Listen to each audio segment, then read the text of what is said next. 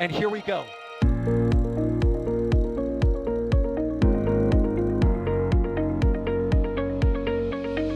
have liftoff. Propulsion continues to be nominal.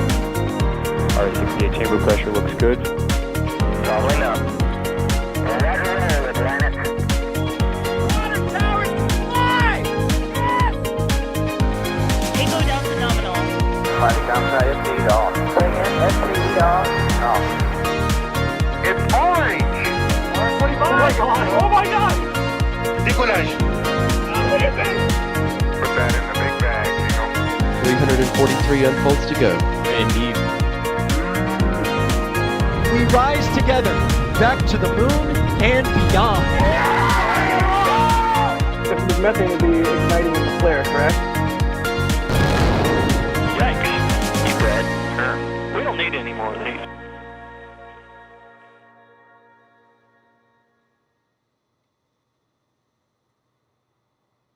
Good afternoon, everybody. Hopefully you're not superstitious, but I think we've got a lucky number 13 rolling for us today as Booster 13 makes its way out to the launch site. I see the 5x5s in chat. I am Sawyer Rosenstein. I will be your host for this roll stream as you see it rolling right by our cameras there. Beautiful views. And of course, it won't be just me talking about the roll. Also joining me is Ryan Weber. How's it going, Ryan? It's going fantastic. And 13, yes, you're probably gonna hate me for this one, but it's Taylor's favorite number, so I think it'll do fine. Oh, I'll just do it just once.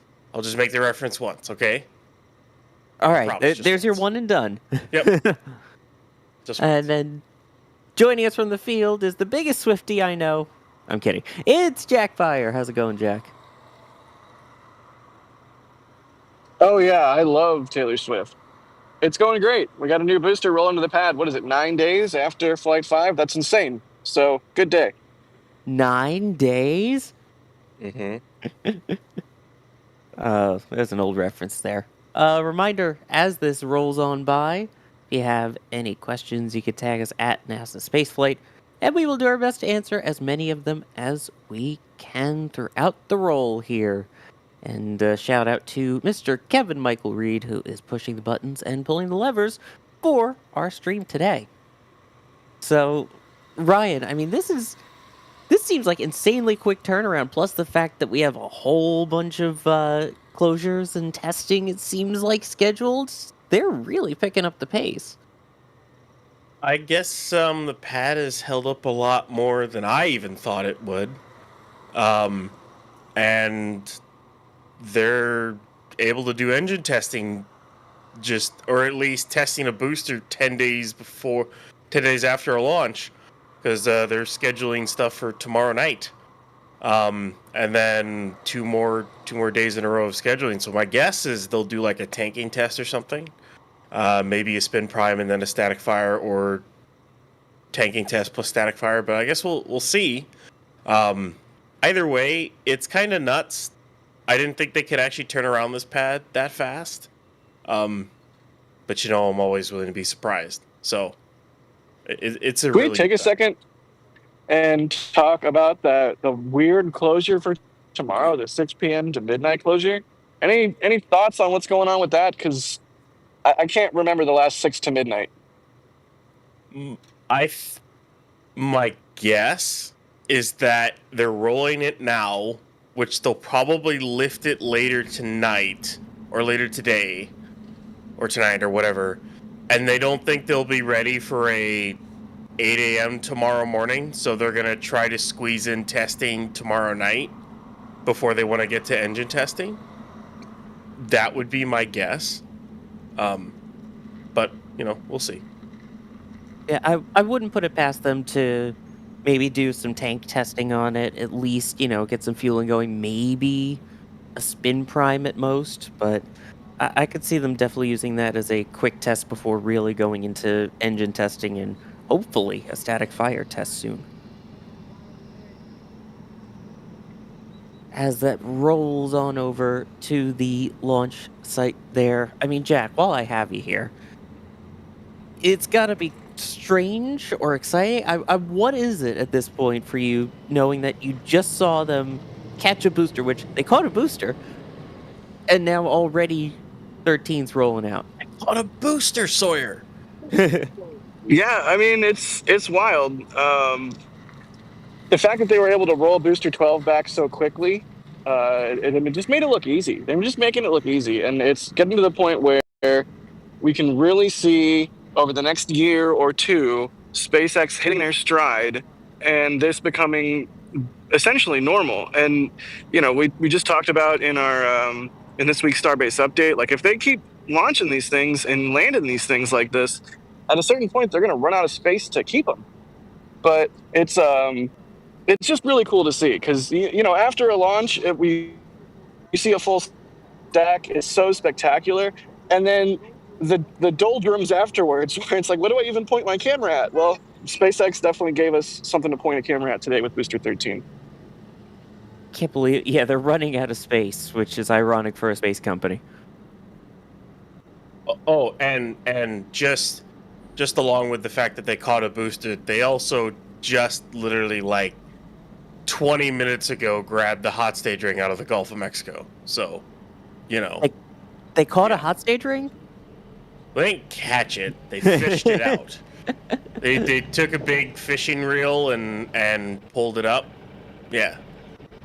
Oh, again, it's also amazing to think that they were fishing Booster 11's engine section out of the water maybe a month ago, and then you've got Booster 12, and it just rolled back. Yeah. I love this. Let's see. While we were talking about the pad, I mean, it seemed like it held up pretty well. They were doing cladding, it looked like days before flight, but Mark Russell's wondering, have all the pad repairs been completed already? The essential ones to fire up a booster seem to be completed. The biggest one of those is making sure all the booster QD and Raptor QD lines are good to go. In the past, the Raptor QD lines for the 20 outer Raptors have always been an issue on having to refurbish those because usually those get shredded during the launch. It looks like this time that they held up, and they may only have had replace a few or not replace any at all. And they already did a purge, what I think it was yesterday or the day before that, which means those repairs are complete. The systems are pressurized and tested, so they can fire up a booster already. It's kind of nuts that they must have figured out a way to keep those things safe during a launch. So, yeah, I'm astonished that they've been able to turn this around because the only metric, the quickest metric we've had is about a month. It's like 21 days before this one. I think it was the pad turnaround, and now we're gonna be maybe 11 or 12 before they static fire this thing. Maybe sooner. So, and that's just to say, the new pad, they're probably hoping to do that in hours to put a booster back on flight again. And which still blows my mind. Because the fastest turnaround for 40 is a little over 3 days? I'm sure Alex has the numbers. Yeah, I don't know the exact, but it's a little over 3 last I remember. But it's kind of nuts they want to do that with a vehicle of this size. And they're showing that they can, even with the pad, even with the Mark 1 or Mark 0.5 pad that they have. Yeah, and a reminder, we're comparing that to Falcon 9, whereas this booster is about the same size as a Falcon 9. Absolutely crazy. Let's see here. Here's a good question from Richard Burton. They're saying, do you think the chopsticks flexed and wobbled less during the actual catch when compared to the testing phase? Because during testing, momentum seemed to cause a wobble. I mean, we still saw a decent wobble on the catch, but a little different from the 14.1 slaps. What do you think? I think the wobble was helped by the fact that the sticks started to bounce off of the booster, and basically the booster and the sticks themselves kind of deadened the vibration a little bit and stabilized each other. I think is what ended up happening. That's why you didn't see the sticks wobble as much. The towers still bended just about as much as they did before, because you added more weight to it. But I honestly think the catching the booster stabilized the system rather than having nothing there, which is kind of funny. But because all of a sudden you're literally adding like 300 tons to the side of that tower, and it looked fine. It looked even better than the actual simulation test, which is kind of funny as hell. But yeah. That fastest turnaround for Pad 40 is 2 days, 19 hours, 40 minutes, and they want to do this in a couple hours. Is they want to turn around. I know their ultimate goal is 1 hour, but I don't know. You can barely turn an airplane around in an hour, so we'll see. See about that one. Well, at least you don't have to clean the inside and get rid of people's garbage that they leave. But yeah. That's true. Plus, I swear, when you want when you're like waiting for people to get off the plane, it's like, do you even want to get off the airplane? But I get that, because I have to board first and deplane last, just because of accessibility reasons. Mm-hmm. And you get the people in the back that are just meandering. It's like, you want to get off? It's like, please? Do you want to stay on the plane? Like, I could go on for hours on that, but let's go back to Starship, I guess. Yeah. We got some support here before we take some more questions. Wilbo Baggins saying, watch, support, repeat. Oh boy, here we go again. Thank you so much for that. And Jared Walker gifting 20 Red Team memberships. Thank you so times 20 much for doing that. I really appreciate it. And if you got one of those memberships, definitely give Jared a thank you. And I know not everyone can support, so those that get gifted, it's really nice to be able to do that. And if you can't support us financially, that's fine. Just subscribing and hitting the like button just lets YouTube know that other people might like this too, and that means a lot. So, thank you.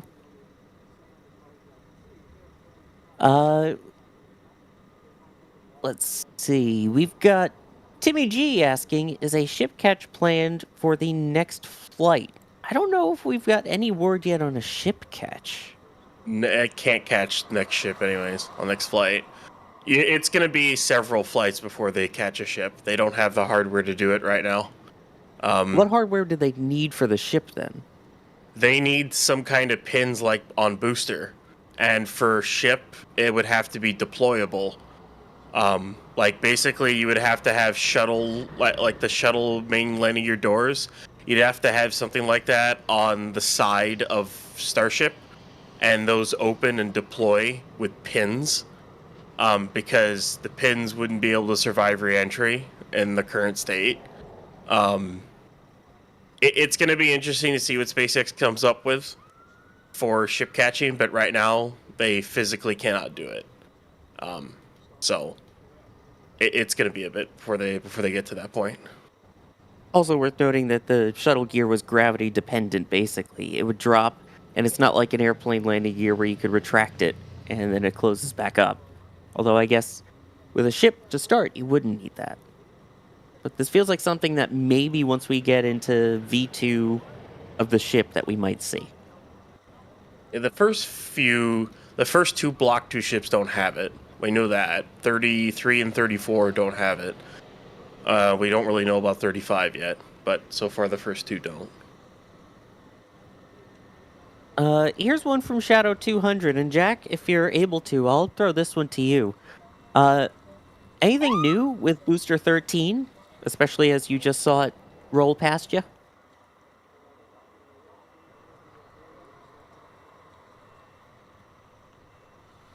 Hey, can you hear me, or am I a robot?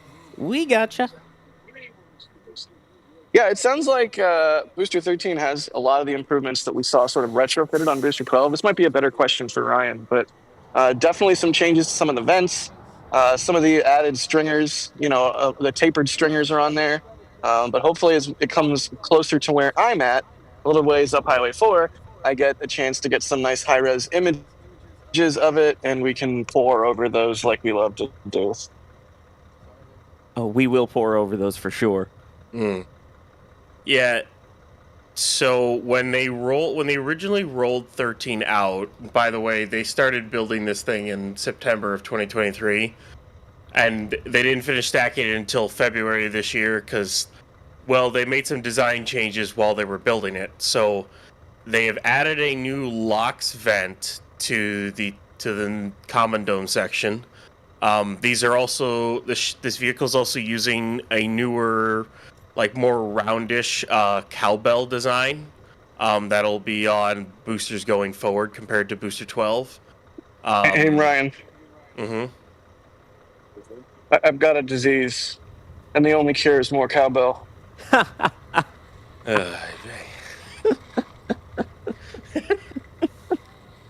was good. You said they added more. They said they added another one. I need more cowbell. Well, they have the same number of cowbells. They added another LOX vent though, but on the common dome. Okay. Yes. Well, I say they should cowbell it. Okay. And then what was it? The Raceway. So in the past, at the forward dome, the Raceway used to use a stringer as it went up to the top of the vehicle for the last little bit. But now it has its own aero cover, so it's it's easier to access. So that's a small little change. Trying to remember the other changes here. There's a few things here and there for this one, but I'm gonna guess all of it's internal. And there's a chance that this vehicle has the upgraded landing tank capacity that we saw in Booster 15. Because we know they took a couple of tanks into Mega Bay 1 a month or two ago. We don't know what booster they went on because we can't see it from that point, but it could be on 13, it could have gone on 14, so we're just we don't really know.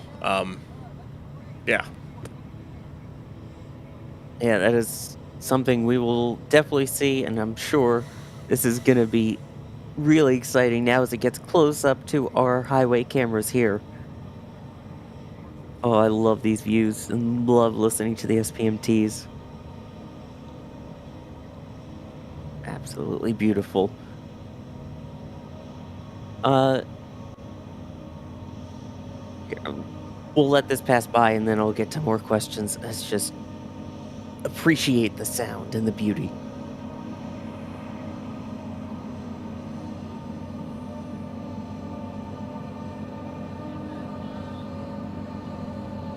Look at that.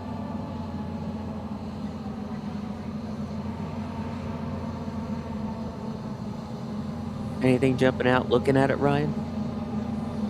Still a lot of the same stuff from 12, the square Starlink dishes.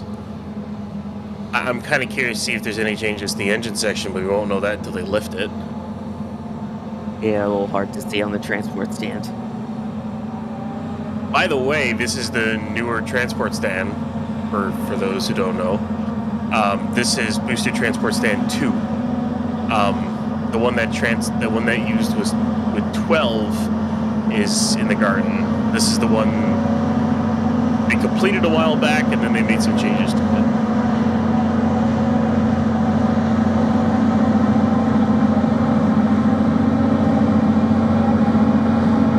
Little loud book.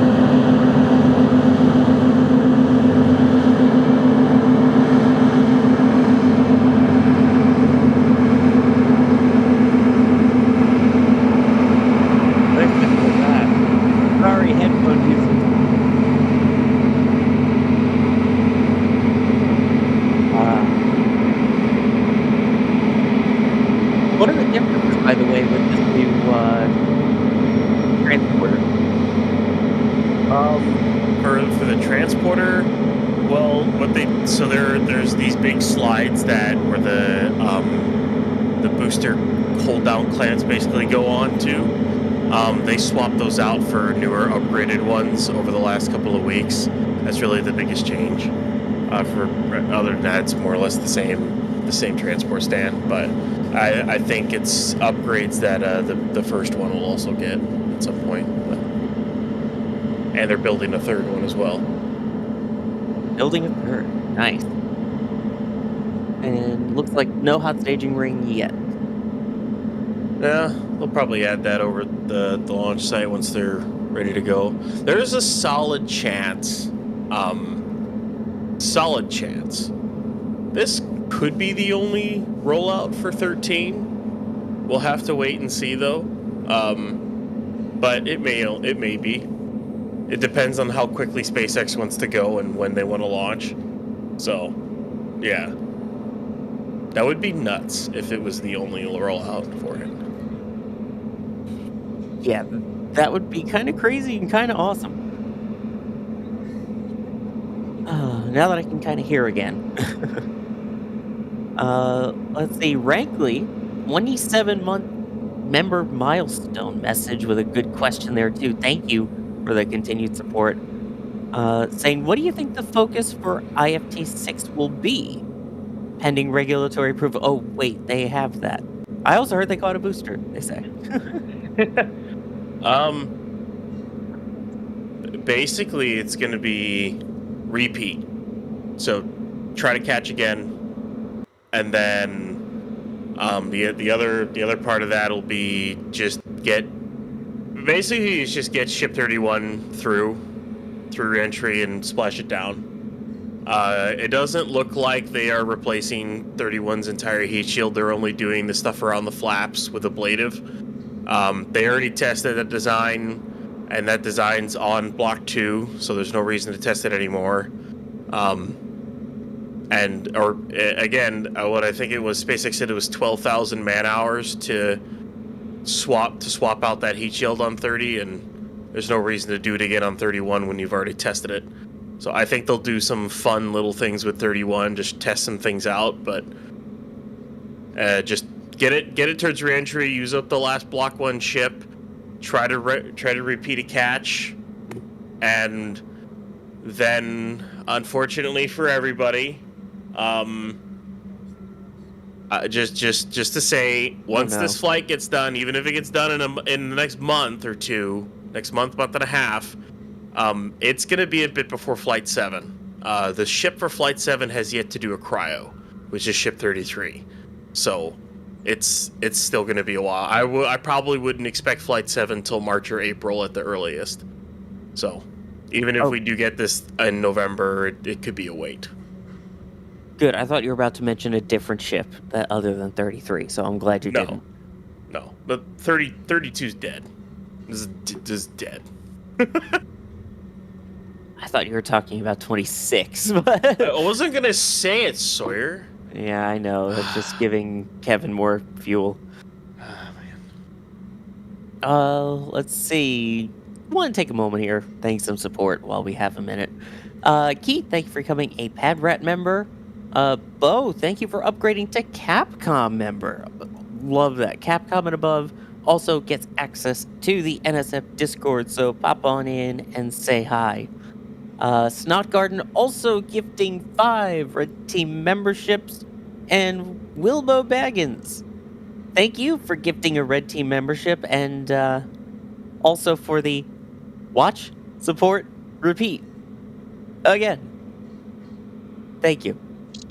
I love you, Snot Garden. You've supported us so much throughout the years. Why?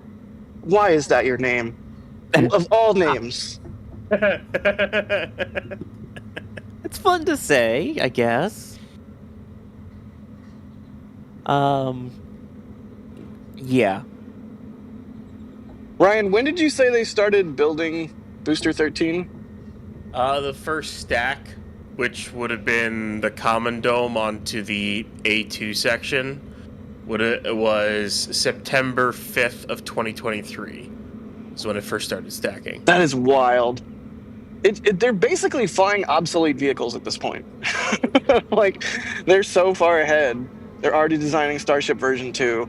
They already are building an entirely new pad that these vehicles presumably won't be able to launch from. It's just insane. This thing is ancient by the speed that SpaceX is going. Yeah, the biggest example is so they started stacking it then, but the reasons for why it didn't get finished until February this year is because there were a lot of changes. So they changed the methane vents on the forward. So like on 12, we know that the methane vents are right at the top of the forward. And they had the old methane vents on 13, and then they scrapped the forward and just changed it. And straight up changed it. Rather than retrofitting it, they just changed it. And they did a few other things to it as well, like the raceway change and things like that. So, and then they did the same thing with the aft. They had an aft for it, and then they scrapped it. As far as they scrapped it, and then they redid it with probably some changes on the inside. So there's a few reasons as to why the stacking was started that long ago and why it was finished in February of this year. Because SpaceX made some change mid-stacking, mid-building the vehicle. Like, for example, I mean, because the next one that's going to fly is Booster 14. That started stacking in mid-February of this year. And it finished near the end of April of this year. And it'll probably be around a year old when it flies, maybe less. But that's kind of like the track that they've been at with boosters, is they're usually a year old. When they finish stacking, about a year old until they fly. Eventually that cadence will go up and it'll go down, but as of right now, that's where they're at. Yeah, I mean, driving by the Star Factory at night, and you can see into the windows. Right now in the nose cone hall, there are just 2 nose cones. And Yeah. I don't know how many they can fit in there, but it's a lot more than 2, I'll tell you that. And that's just the lane of stations that's right there next to the windows. I definitely can imagine a world where they're cranking these things out nonstop, and it's I can't wait. It's going to be really cool. Where are they going to put them all? They'll get, there comes the issue. They'll get to start cranking these vehicles out. The biggest thing with that factory is they've built the building, but there's a whole other element to the fact that SpaceX then needs to figure out how they want to make their production line. Okay, what tooling do we need? How do we want to set up this tooling? What's the line going to look like? There's a lot of things they still have to figure out, and that's what this factory's for. It's to figure that out, so that once they know how they want to do it, they then go build that facility at Roberts Road, and it's streamlined, it's efficient, and they can start cranking out boosters and ships like nobody's business. They just have to get to that point, and it's a slow start. It is, especially when you're building a vehicle of this size and this complexity. It's a slow start. They'll get there. But yeah, right now there's only 2 nose cones in there, which would be S34, S35, and S36. And we've kind of glanced at some what we think booster sections through the windows, but I mean it's hard to tell what the changes are. But Yeah, a couple of days ago, it looked like there was a common dome section sitting in there in the nose cone lane for like a day or 2, and then they moved it.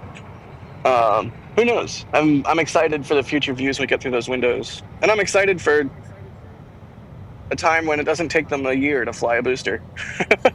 yeah. Also, I'm amazed that that's considered a slow start now. Just saying. It's they learned how to make these things in the tents, but now that they have an actual factory and they want specific tooling, it's just starting up the production just takes a little bit. They know how they want to build these. They just need to make all the tooling and set it all up to do it, and that's what they're doing. So, yeah. Also, I gotta leave. Cops found me. Uh-oh. I'm kidding. Carino, who was celebrating a membership milestone of 16 months, also with a really good question. Do you think that Ship 31 will do an in-space reflight so Flight 7 could go full orbital and maybe carry Starlinks? Or would that be a change to licensing? What do you think, Ryan? They don't need a change to the license to do an in-space relay. They don't need anything in there to tell them that allows them to do that. They could do it with 31 if they wanted to. I don't think they will though. I think 31 will do the same trajectory as 30. They may change a few things here and there because I know they had hinted at that they will change some of the flight profile stuff for Flight 6, but that was already pre-approved. So yeah, they don't have to worry about that part. But I think 31 will just get to its coast phase, glide in, re-enter, and hopefully make it through the flip and burn. I think it'll make it through the flip and burn. I don't think they'll have an issue on that front. But any in-space relight or anything, I think that's going to be reserved for 33. And then after that, we'll see. I think they'll go to orbit on 33, do some testing, and then after that, maybe payload on 34. So I love that flip and burn has just become common parlance.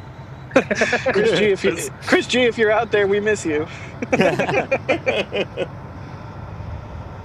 Along those lines, Insider Airplane, who, first off, becoming a launch director member, one of the highest levels of support here at NSF. Thank you so much for that. Keep an eye out for your name at the end of NSF Lives, at the end of the Flame Trench, and all of that. So thank you. Asking, do you think that Starship will stay upright on landing next test flight? No, it'll tip over in the ocean. I mean, it's not really solid ground out there. They don't really have ground out in the Indian Ocean. So oh, we got Robojack.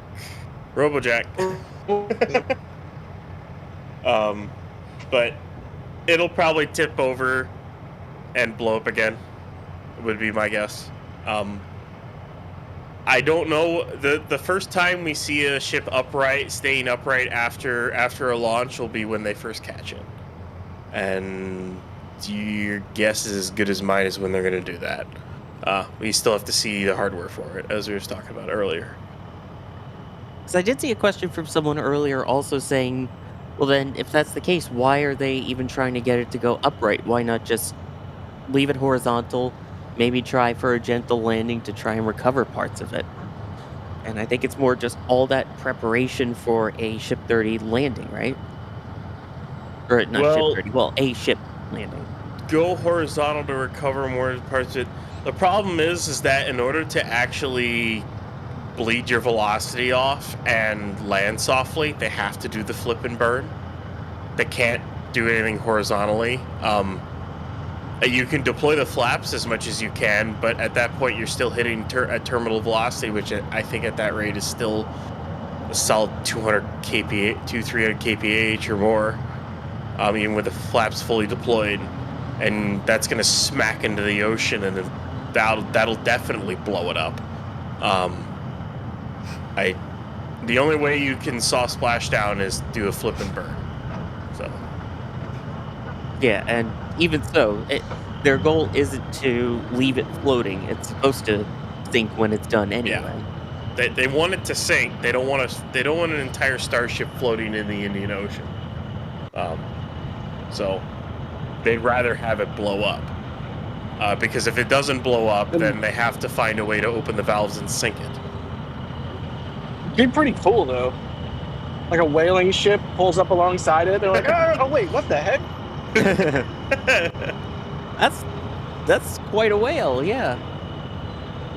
Well, I guess just a reminder, starships are meant to fly, and then starships are meant to sink.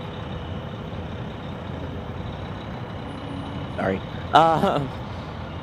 Dylan's wondering, do the ships have RCS thrusters yet? Yeah. They're called tank vents. That's literally what they are. Yes and no. Well, yes, in the sense that it does have a reaction control system, and they are tankology vents is what they are. It's not a separate system with like COPVs and nitrogen thrusters or Dracos or something like that. It's just tankology. Which for long term to Mars, I don't know if they're gonna keep with that. I would think you would want a separate system, especially for that long of a journey. But then again, I'm not a rocket scientist, so I don't know. Also, for when we get to the in-orbit refueling and the tanking, I mean, I feel like you would want some form of RCS thruster for docking to then do the fuel transfers. It just seems like it would be a little more reliable. Although, again, then once you get into hydrazines and all of those fun fuels, things change. Yeah, overall, if you put a separate system on this vehicle, you then have to add more mass because you're adding the thrusters themselves or whatnot. You're adding the propellant for them, which means you're adding more COPVs or separate tanks to it. And these vehicles already weigh a gigantic amount. Like, they already have a mass problem. They don't need more of a mass problem than they already have. So, I don't know what their solution is in the long term. The tank vents might be enough for that kind of thing, but I think for like long-term space, in space maneuvers, I don't really know.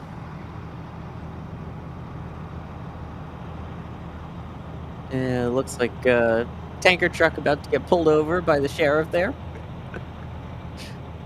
Pulled himself over. Get out of True.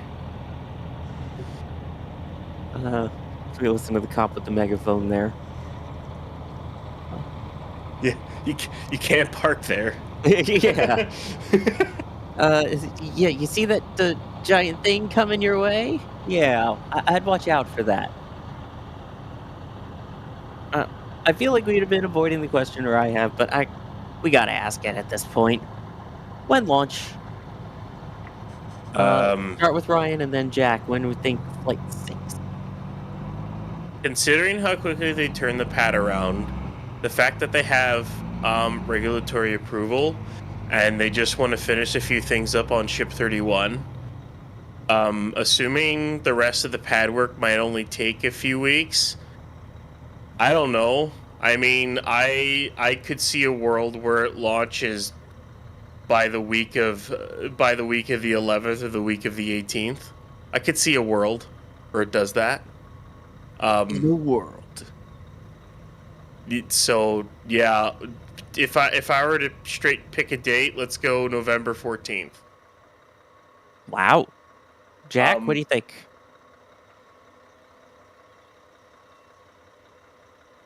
I'm not sure if he's able to talk right now where he's at.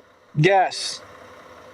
The booster's also about to go right past me, so I'm going to be taking some photos here. All right. We'll ask you later, because I'm sure the question will come up again. I'll be honest, I feel like first week of December would be my guess. Then again, that's just a guess. I know they're getting the testing done here really quickly. They already have the launch license, which helps a lot.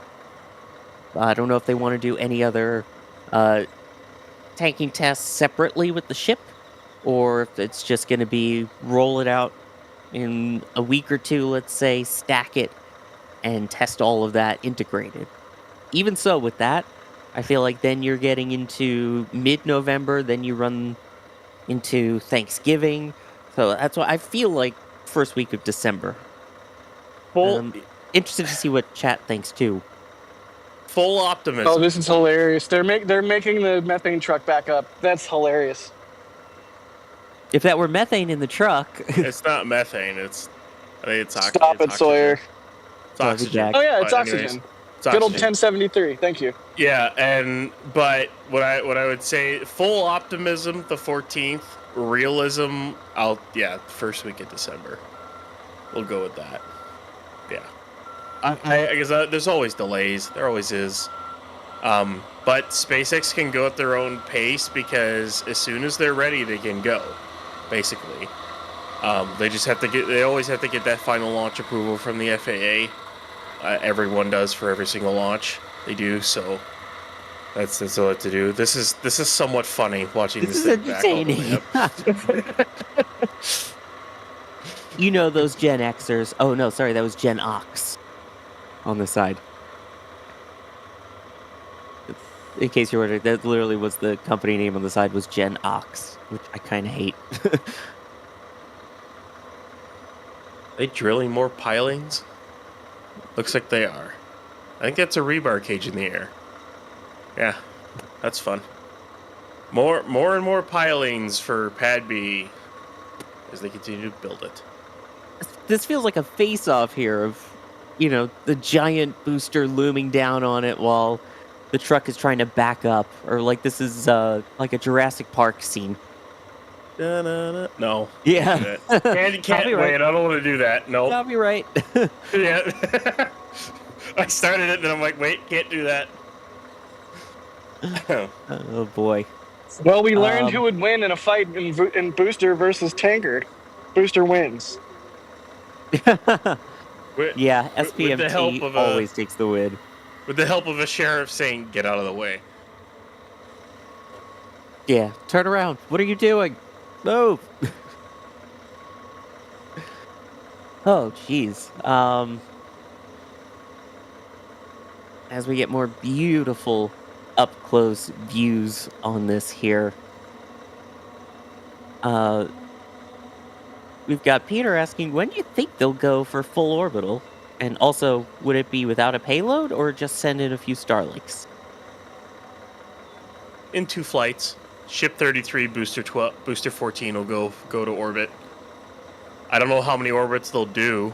And there's also the solid chance. I mean, here's the real kicker: is when would SpaceX get the approval from the FAA to re-enter ship over the Gulf of Mexico? Remind you, they would have to go over land. They would have to re-enter over land to do this. So that would require a whole set of environmental approvals for that launch license. So yeah, that'd be fun. I can't wait till they do that. That'll be really cool. Great view looking up the grid fins there. And this, our team of operators with the cameras trying to sneak in and get a view of those Raptors in there too. Yeah, they got our Raptor booties on them, so we'll be able to see them. They're all covered. Oh yeah, there's the booty. Yep. SpaceX likes to keep those nice and covered and protected from the outside elements as much as they can right now. I'm trying to tell if there's any differences in the shielding, but it's kind of hard. It looks the same.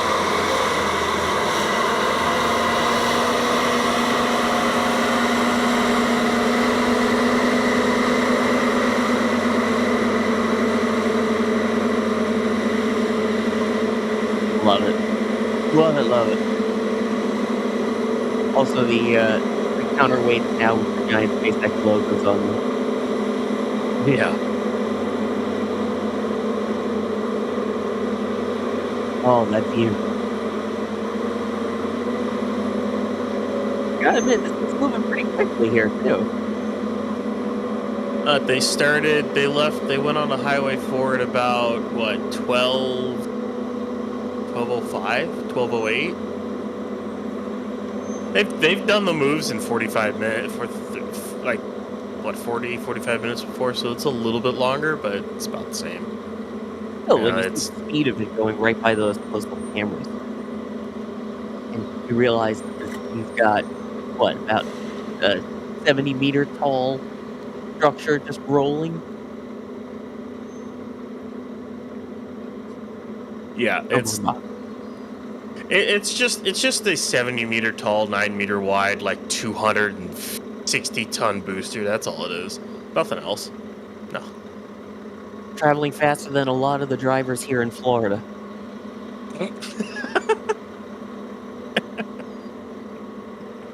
That's good. Hey, I mean, I could get all started on the older drivers who you can barely see over the steering wheel. And I won't go there. Let me take a minute because we had some insanely awesome support come through. Jared Walker, who had previously gifted 20 Red Team memberships, add them all up, is now up to 100 gifted Red Holy Team jumping. memberships. With 4 more batches of 20. Unreal. Unreal. If you got one of those, obviously, a thank you, and hopefully you enjoy some of those perks. Getting a couple extra pictures in there of what's going on at Starbase, some occasional cool videos, live streams of non-KSC launches, all of that for members. Wow. Thank you, thank you, thank you. And on top of that, Juan Breezer, or Juan Lambers here, with the €100 super chat. Just a shout out to all the viewers, members, and of course the full NSF crew. Keep up the amazing work. Also, it remains crazy to see how fast that booster moves, considering its height and weight. What we were just saying there. I mean, yeah. Unreal, guys. Thank you. That's how we're able to get these cameras placed all along the roads for this entire rollout and everything. I mean,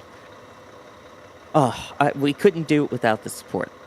To have Jack out there, to have Mary out there, to have all these cameras out there. Oh yeah, and then everything at the Cape and everything at McGregor too. So thank you, thank you. And of course, Wilbo gifting 5 Red Team memberships. Radagas also gifting 5 Red Team memberships. Rocket Fella, I like the name. We live in a world now where we're able to catch a falling 200-plus ton supersonic vehicle out of the air. Feel proud. Oh, I almost forgot. Hi, Bob. Hi, Bob. Hi, Bob. Hey, this is the part where we see Starhopper checking Booster 13's credentials to make sure it's good enough to come in the launch site. So, yeah. Yeah, back in my day, we just hopped 50 meters. Which, by the way, crazy thought for the 50-meter hop with Starhopper, right? It did 50 meters? Well, no, it did like a tethered 20, and then it did 150. Oh, 20, that's what I was saying. Yeah. Yeah. Keep in mind, that first hop, the 20-meter tethered hop, doesn't even go all the way up this vehicle. That there's still 50 more meters up that vehicle. And we're talking just this booster here, not even the full stack. It's a lift up on Starhopper right now. I don't know, giving it some attention. Oh, don't worry, it's staying there. They literally built embeds into the ground. That thing's not going anywhere. They cameras? I mean, I'll take more cameras from SpaceX for anything. Yeah, that would be cool. We just need to let them have DOS go and put up cameras there for us.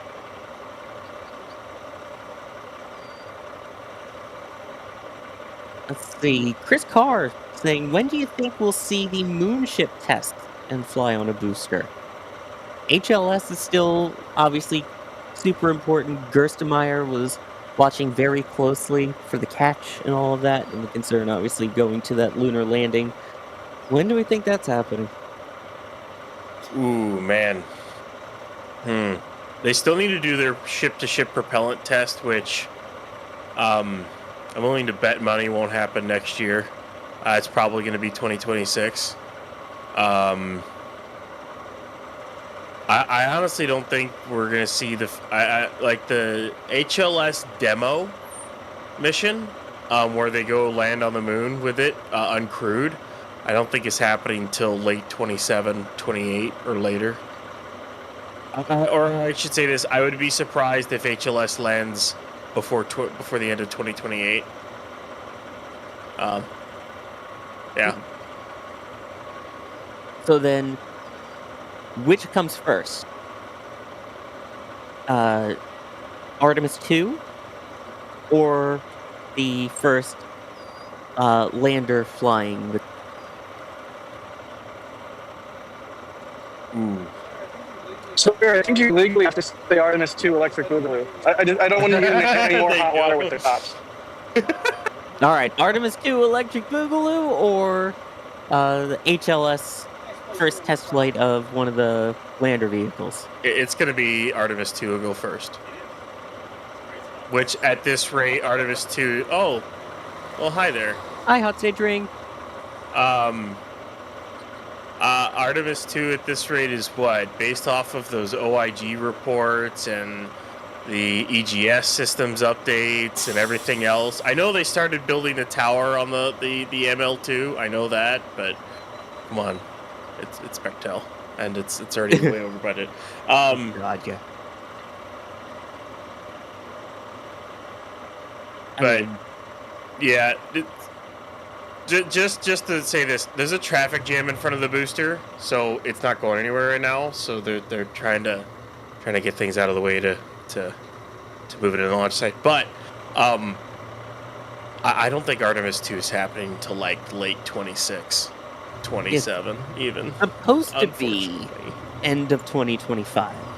Yeah, and by Berger's law, that's 2026, and with all the other delays, I'm just gonna go and say Artemis 2 is 2027, and Artemis 3 is like 29 or 30.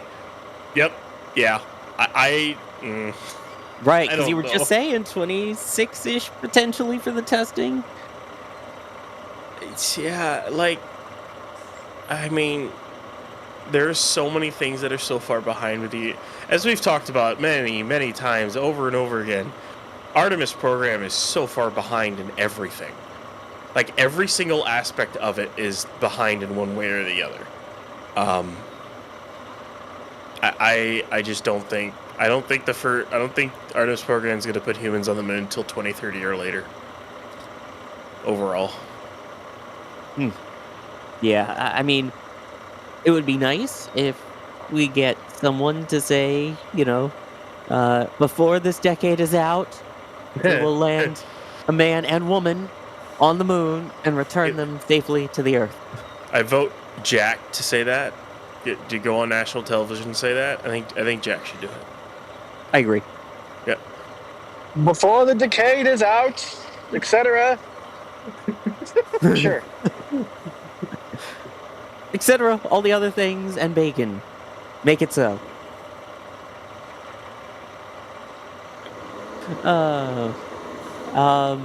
Let's see. While we were talking about the in-orbit fuel transfers and all of that, and for these longer missions, Johan's wondering how are they going to keep the fuel from boiling off in these long missions anyway?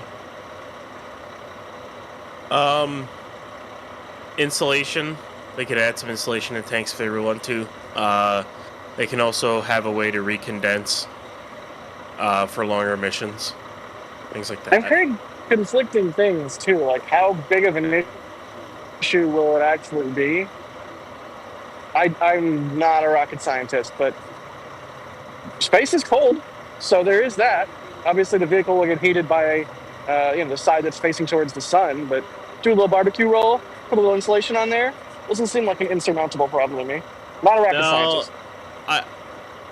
I mean, yeah, as what Jack said, it's like it's a problem that SpaceX will be able to figure out. The bigger issue other than boiling off is your ECLIS systems for long-term travel to Mars. That will be a fun set of problems to solve on Starship without adding a stupendous amount of weight to the vehicle. So.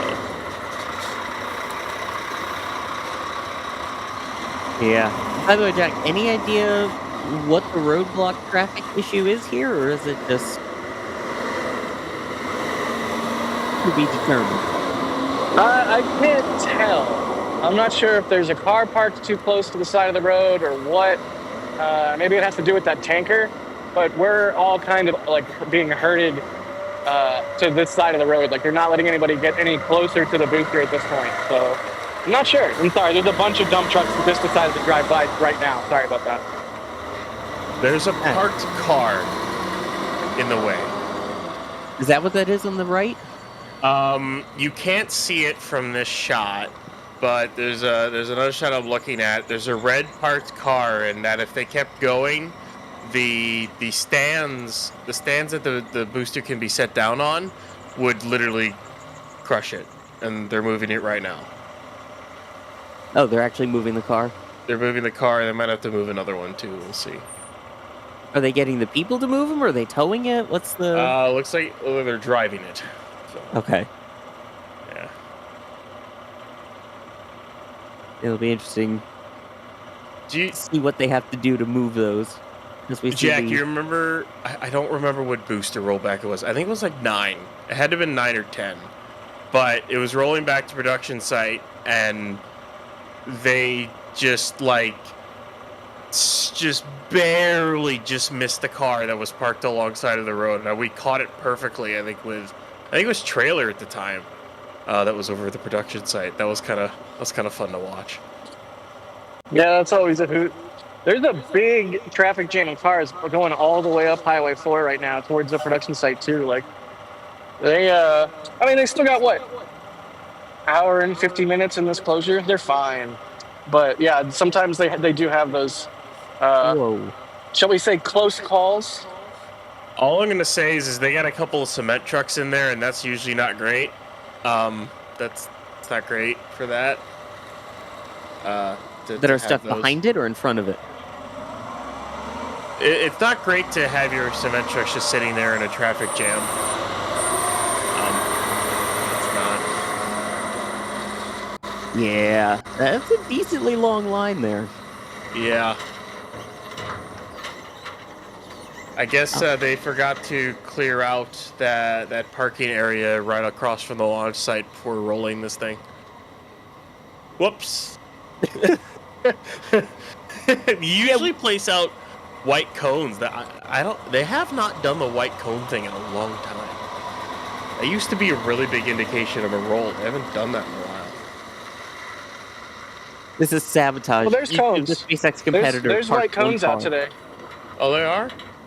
There are white cones out today. I don't know that people heeded the cone warning, but there are white cones out today. Heeded the cones. Oh, goodness gracious. Well, while we always heed the cone. Always heed the cone, Sawyer. Indeed, I will heed the cone. Again, while we see the ship carrying the remains of the hot stage ring, we have Mark Russell with a question about it, saying, will the hot stage ring be reusable in the future? Won't it be bowed from the heat blast? Wait, the hot stage ring's coming in right now? Right now? You can't be everywhere at once. Well, it's making its way back. It's making its way downtown. Anyway. But yeah, we have it on the screen as well here. It's working its way back towards Port of Brownsville. If these people would just get their cars out of the way, then, we'd be fine. But, Ryan, what do you think? Is there concerns? Because we've now actually seen a hot stage ring come back. I don't think they'll reuse them after fishing them out of the Gulf. I think they'll just keep making new ones and scrap them as they or whatnot. Maybe they find a way to reuse it. I don't know. But what about for the future? Say, have one permanently mounted onto the booster instead of detachable. Do you see that as a potential? I still think you need to make it detachable in some way or another. I think it'll be integrated, but I also think it'll be partially detachable as well. Because just maintenance-wise, unless engineers want to really, really piss off all the people, all the technicians that are going to have to maintain the avionics and stuff on these boosters, especially the grid fins,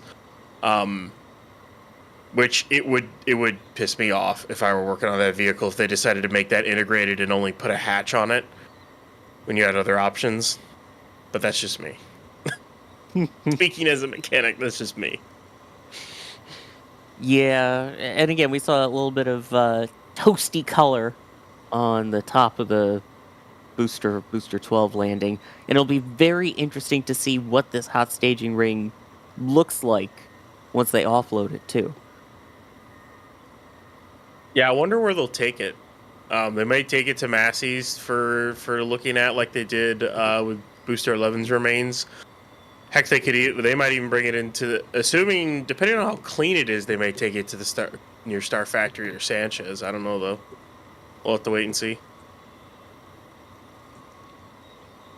There'll probably be a road closure for it. Oh, I'm sure there would. Couple more support messages here. Tybor saying, do you think that ship implodes when the hot ship touches water, like when you heat a barrel and then cool it? I'm guessing in terms of like what we saw with buoy cam now for the return of the most recent ship. I don't know my physics well enough, but I think it was just high-ish speed, lots of flame, and then it landing on its side. It probably snapped the transfer tube. When you do that, you mix methane and liquid oxygen, and if you got an ignition source, it's going to go boom. That's basically what happened. Yeah. Christopher is saying, sure as heck beats NASA's mobile launcher 3 miles an hour speed. I mean, I feel like, yeah, definitely different speeds, but we're also talking totally different environments, totally different vehicles. I'm sure there's a lot more mass to SLS than there would be, because also SLS rolls out entirely fully stacked as opposed to just the booster and the ship. How much do those SRBs weigh? Both those SRBs together fully fueled?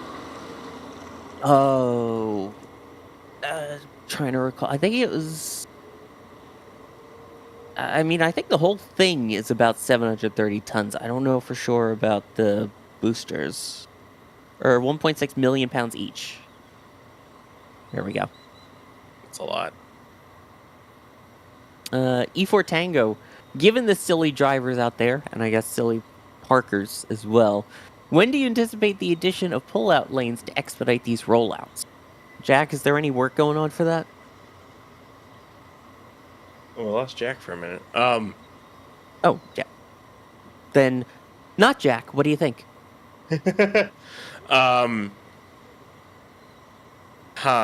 As far as I know, there hasn't been any work on them. I know there's been a lot of talk about them. But as far as I know, they haven't done anything with that at all. So, yeah. Well, it sounds like it would be nice if they actually filled in all the potholes first all along Highway 4. It probably needs to get redone entirely. The entire highway. Dig it up, make the road base a little bit deeper, and then instead of making it asphalt, make it all concrete. Reinforced concrete. Just in time for them to then launch everything out of the Cape. Yep. We have action cam on the ground here from Jack Byer. This is the Jack Byer cam.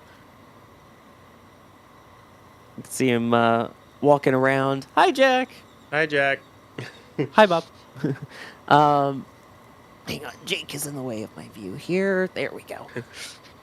So yeah, you can see all of the cars that are actually parked properly on the side of the road. And then you've got the sheriff blocking off beyond this point, it looks like.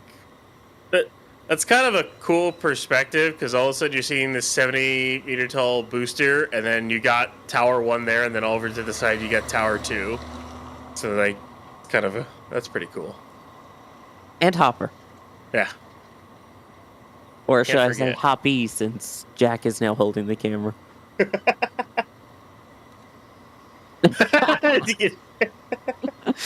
Oh, it's a good thing we're live, because otherwise I have a feeling the thumb is not the finger I would have gotten.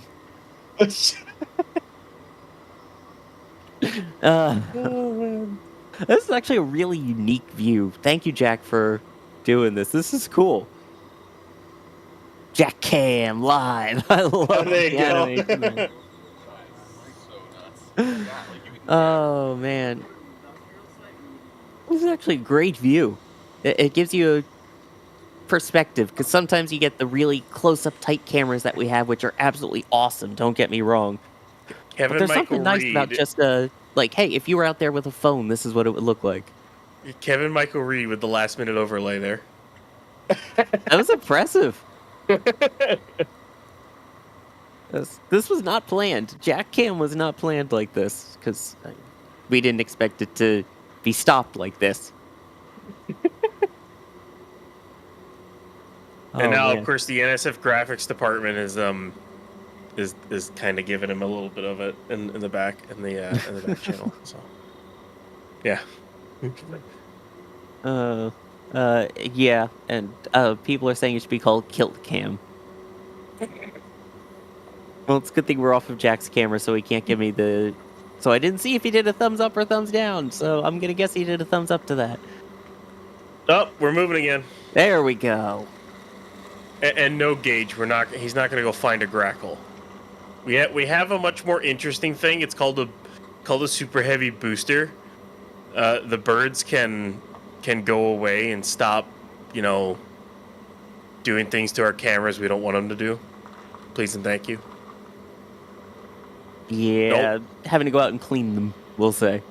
Yeah, no. I'm good. We're good. PH, thank you for becoming a Pad Rat member. Haas, thank you for becoming a Pad Rat member. Jason Brooks, do you think we will see a re-entry burn next time? And would that require a launch license modification? It's possible. Although I think it was they had planned on doing a prograde burn when they were doing it with 28. So I think they would do that again and just put it a little bit farther down in the safety zone that they have, the hazard zones. Are you talking with? Okay, Alex is thinking they might be talking about booster rather than ship. Re-entry burn with booster. They could do it as a stopgap for the engine stuff. For the engine bell damage, they could do it as a stopgap for that. But in the long term, they wouldn't want to do that because the whole point of not doing a re-entry burn is to use as much propellant as possible to push the ship. And doing a re-entry burn means you have to save more fuel, which means it's less performance for the vehicle overall. They could do it as a stopgap, but I don't think they will. And it wouldn't require a modification of launch license to do a re-entry burn. Not that I know of, anyways. So. Here we go. Gorgeous, gorgeous views still. Oh, this doesn't get old. These vehicles look so much better than they used to. They really do. I mean, they're very different from the Texas Tank Watcher days where they looked like tanks. Yeah. The good old SN5, SN6 days, SN8 days. Oh, yeah. Rodent's wondering, why haven't they installed a rail transportation system for moving the booster? I mean, this seems to be more efficient almost. Yeah, a rail... Or are you talking like the Russian style, Soviet style way of getting to the pad? Because that's what they did. They used a rail system. They still use a rail system, in fact, to move Proton and Soyuz to the pad. They also used a rail system for N1, and I don't think they would. Yeah, they're not going to do that. This is a pretty quick way of doing it. And a pretty efficient way of doing it. Plus the environmental ways of trying to build a railroad across adjacent to Highway 4. Good luck. Have fun with that one. And I feel like it's also different in that they got to start from the ground up here at Starbase, whereas like at the Cape, you've got Slick 41 for Atlas and Vulcan that still use a rail transport. There were the rails at 40. There were, rails at all the other pads out there to transfer things that were kind of just antiquated from the 60s. They're like, they're there, let's use them. Versus, hey, this is modern day. We have modern technology. We have these fast SPMTs we can use. Let's just do that. Yeah, you don't need to build a purpose-built crawler to move Right. these things. And all right, I'm a little blown away here a second again by support. Because, first off, Austin Skirvin, tips.nasaspaceflight.com. So great to hear the excitement going on in Starbase. Did you know they caught a booster? Also, fun for Captain Jack in a kilt and a kayak. When Flight 6? I'm thinking late November, early December. I agree on that. We have Larry becoming the highest level of support that NSF offers here as a flight engineer. That is the top of the top. My goodness gracious. Thank you so much for that. I hope you enjoy all the perks. Getting the name at the end of all of the NSF shows, and also the free parking pass that's totally a thing.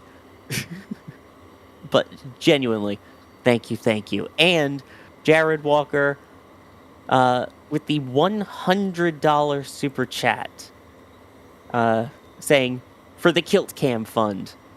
So Jack, for you. Thank you, Jared. Again, 100 gifted. That's insanely generous. Thank you. No kilt. Not wearing a kilt. Thank you. That's very generous. No kilt. Yes, kilts, exactly. Okay. And then Rough Rider Show saying, Jack, go find Gary the Grackle. Yeah. I think we're good here. Yeah, I'm good. He was under my car earlier, but I don't know where. As long as you didn't run him over. That's the most important. We care about wildlife here at NSF. Let's see. KK earlier, I thought this was a good question. Can you explain how this is expected to be different from the last launch? Or when we do see 13 fly? I think some of the flight profile coming back to the tower is going to change a little bit after having actually done it. They will probably do some modifications to try some other stuff, or at least to try to refine it, because when they went from 13 to 3 engines, they translated a lot. I think their plan down the line is they're going to want to start that 13 engine landing burn later and later, so they have to translate less and less, which means less propellant on the landing burn required, which also means more propellant you could potentially use in the actual launch itself. So it's going to just basically be refinement, and try to change things up here and there. And well, yes, they caught the booster. They caught the booster. There's a lot of work to be done to refine it, and that'll take. Wait, they caught the booster? Yeah. It'll take a while to refine the trajectories, everything, all that fun jazz, as they learn the vehicle as it flies back and all that fun stuff. So it's a lot of people always ask, well, what, they could just go for a catch again, or what, they're just gonna fly Ship 31 through the atmosphere again. Yeah, it's more, as Jack likes to say. I was to see if you could say it. More data, more better. But you repeatability. Do you want catchphrases or do you want booster photos? Both. Porque no los dos? More data, more better. Yeah. There we go. Yay! There He said it the is. thing. But yeah, it's just about repeatability, and they're gonna want to learn. So yeah. And see that ship getting closer there with the hot staging ring. I think they covered. We got a it up. ring on a tarp. Yep. As Alex says in the back channel there. And again, just thinking how quickly this has all happened, how recent that was. We saw the hot stage ring separate on its own We heard the hot staging ring sonic boom. And now it's just coming back on a boat as as Booster 13 is rolling out to the pad ahead of the next flight. Just, oh, wow. The speed at which they're moving. Will is asking, do you think they might do a static fire for Booster 13 after it's on the OLM? So I'll broaden it. What do you think is the test campaign then for Booster 13, especially given how quick they want to get this next flight out? Well, with 3 scheduled closures, they're all scheduled. There's the one tomorrow night from 6 p.m. to midnight, and then there's 2 8 a.m. to 8 p.m. ones. I would guess a tanking test, kind of like they did with 12. Just kind of, it's not a cryo-proof, but basically to verify some changes they might have made to the vehicle since they did the cryo. When did they cryo this thing again? They cryoed it back at the end of April, so it's been a while. They may have made a lot of internal changes, so they may want to do a tanking test to verify that stuff, and then either they go to a spin prime or they go straight to a static fire, or a spin prime then static fire. So we'll have to wait and see what they do, but I would expect at least a tanking test tomorrow night. And then maybe a static fire the day after that, or 2 days after that. So you think they would definitely do a static fire, not just a spin prime and call it a day? Yeah, they'll definitely do a static fire. Yeah. Again, more data, more better. I guess it makes sense, and it'll be interesting to see if they Also, then, more fire, more better. That's yes. true too. Do you think then they would Well, stack again though after that? sometimes. Sometimes. Well, yeah, good point. There is such a thing as too much fire. You don't want too much. And then stacking it, it really depends on the rest of the pad readiness, whether or not they're ready to stack. I think 31 will be ready to stack relatively quickly because they're not going to. I don't think they're swapping that whole heat shield out. So yeah. Again, it really depends when they want to stack. Really depends on how testing with 13 goes, how far along they are with 31, and as well as the state of the OLM and the tower and sticks themselves, which appear to be in incredibly good shape. So I don't know. They could do their first stack in a few weeks. Wouldn't put it past them. And they might not even do a wet dress because they didn't do a wet dress on the last one. They just did a pair of tanking tests with the full stack. So they may just do that to verify both vehicles work together very well and they understand the systems, and then de-stack and FTS after a single stack? Question mark? Yeah. I don't know. This could be a really, really quick campaign to launch this. So That would be amazing just to see the only D-stack after they put this on the OLM to be for FTS mounting. you know what? Here's the other thing they could do, Sawyer. Uh-oh. They could install FTS, stack it, do a tanking test, leave it stacked, and launch it. That's entirely possible for them to do. Especially because, remember, they don't have to wait for a license. All they have to do is, once these vehicles are out there, they have to go, okay, well, all right, we can just install the FTS, stack this thing, maybe do one verification tanking test, and then set a launch date and go. In theory, they could just do that, assuming everything is ready. They don't have to wait on anything else. They don't have to say stay destacked to wait on doing, wait on a license to drop. All they have to do is basically like, okay, well, the pad systems are going to be ready now, are going to be ready at this time. The vehicles are going to be ready at this time. Do we even need to do a tanking test? If they don't need to do a tanking test, install FTS, stack it, launch. Or install FTS, stack it, do a quick test, if something goes wrong with that test, they can always destack and do some stuff, even with the FTS installed, and then go. So Yeah. they may even only do a single stack for this.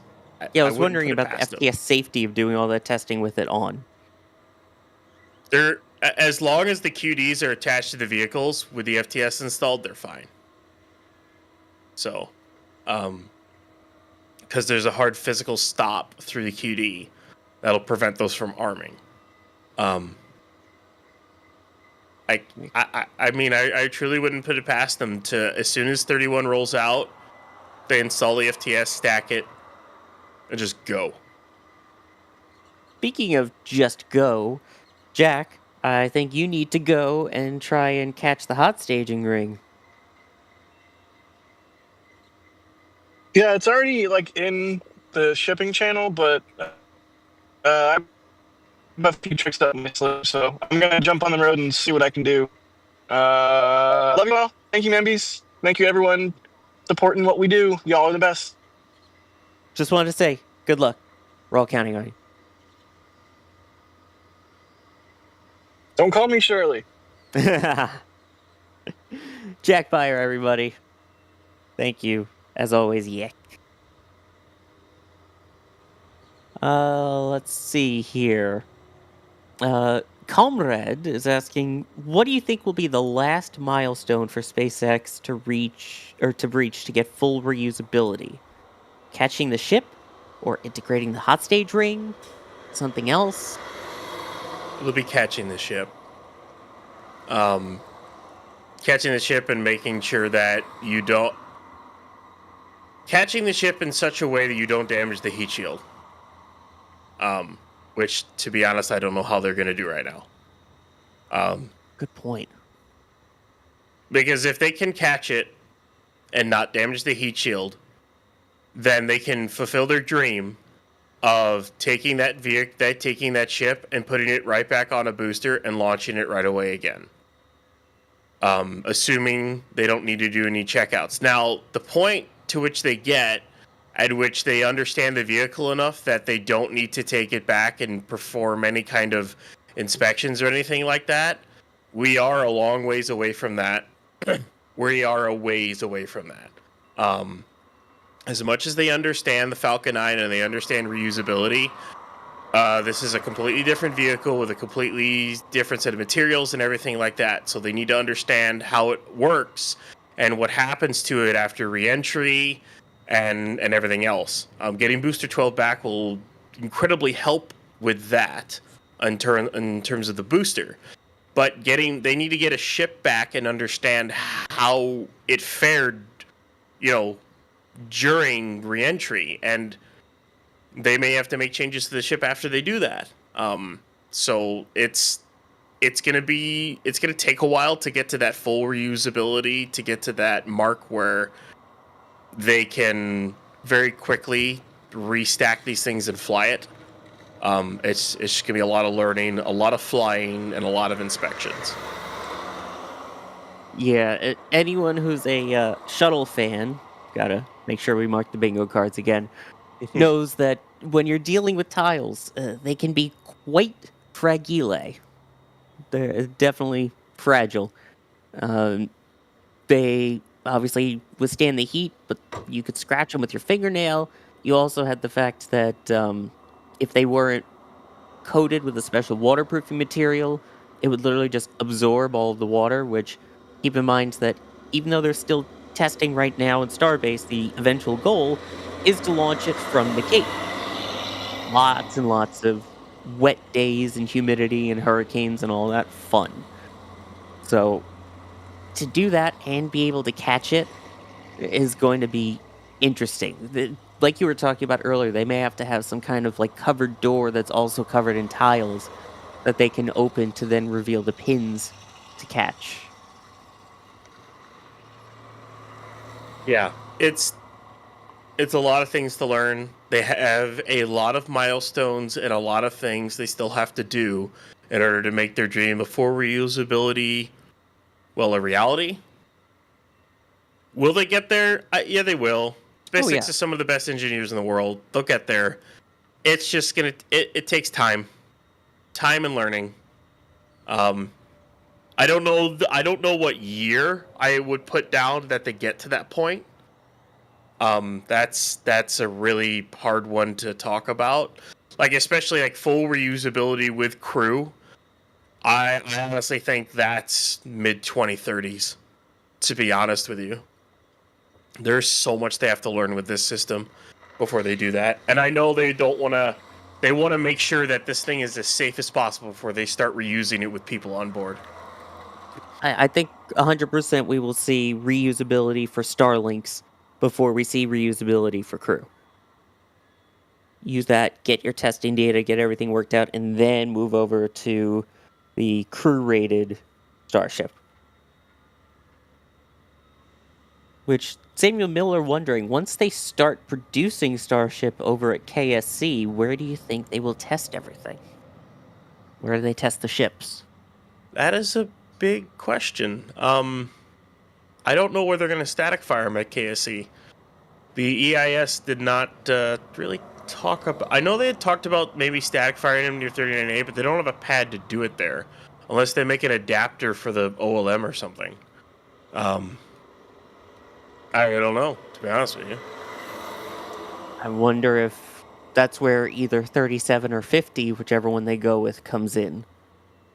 I mean, I know they want to be able to launch from the two different pads, from 39A and then from either 37 or 50, both of which are being looked at. Maybe at a test stand there. They're also slightly larger pads, I think, than 39A in terms of what they can build. 'Cause for those who haven't seen it, 39A technically is pretty small in terms of area. The fact that they're able to get the Starship Tower in there too,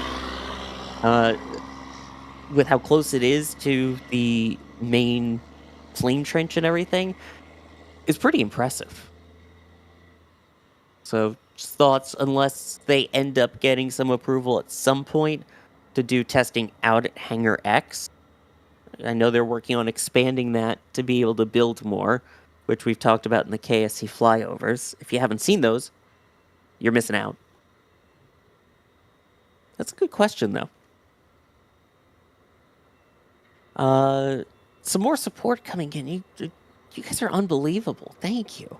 Chris Rogers saying, Mechazilla, its arms full. Timba, his arms wide.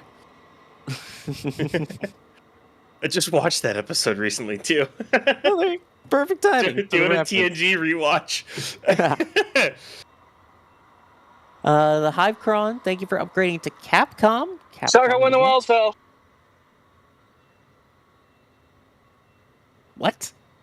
Shaka when the walls fell. Oh, that's what he said. I couldn't hear. Yeah. Chris K, thank you for gifting 5 Red Team memberships. And Telstar86, thank you for gifting a Red Team membership.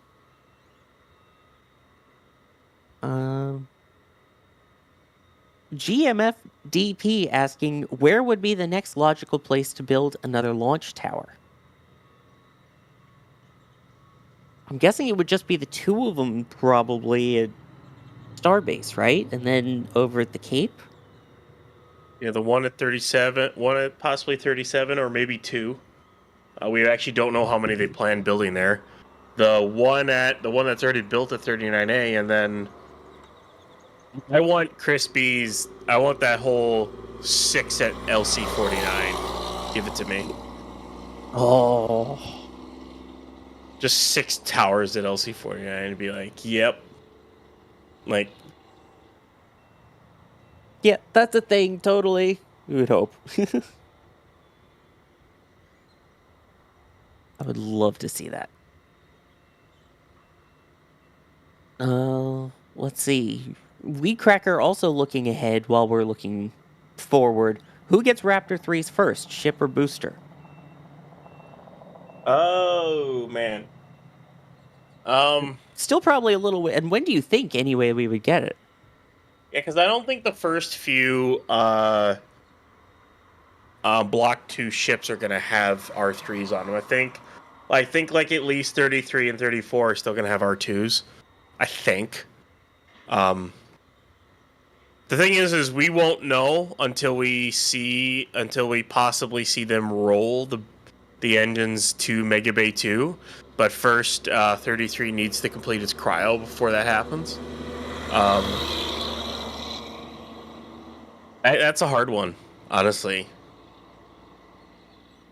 The first one to get it installed, it might be ship to have it first installed. Because as far as I know, they haven't started stacking a Block 2 booster yet. Booster 16 is still Block 1. So. And then also you got to talk about Raptor Sea Level and Raptor Vacuum Raptor 3s too.